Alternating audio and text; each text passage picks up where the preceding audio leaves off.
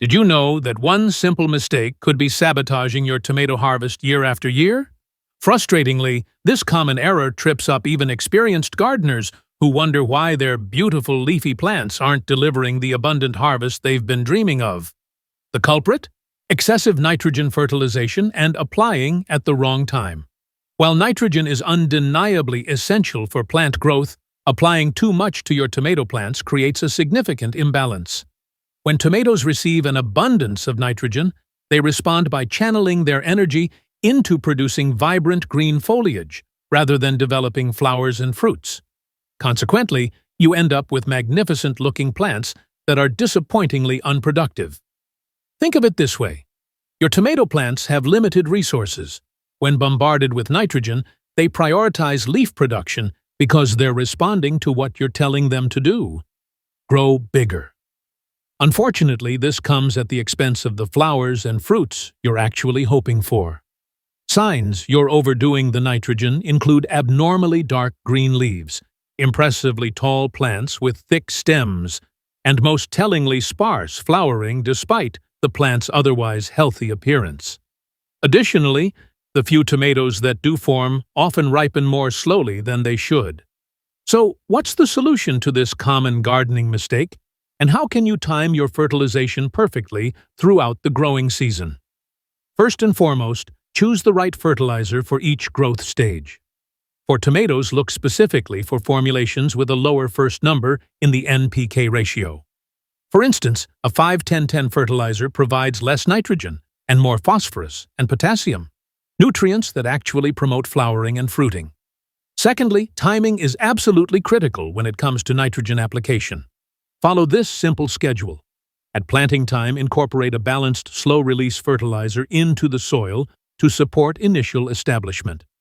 During the first 3 to 4 weeks after transplanting tomatoes, benefit from moderate nitrogen to develop their root systems and establish foliage.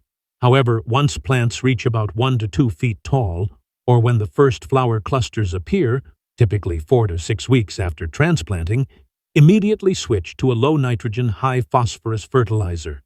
This crucial transition period is when most gardeners make the mistake of continuing with nitrogen-heavy feeding. From flowering onwards, eliminate nitrogen-rich fertilizers entirely and apply a phosphorus-potassium formula like 0-10-10 every 2-3 weeks to maximize fruit production. During the peak fruiting season, a calcium supplement can prevent blossom end rot while avoiding unwanted nitrogen.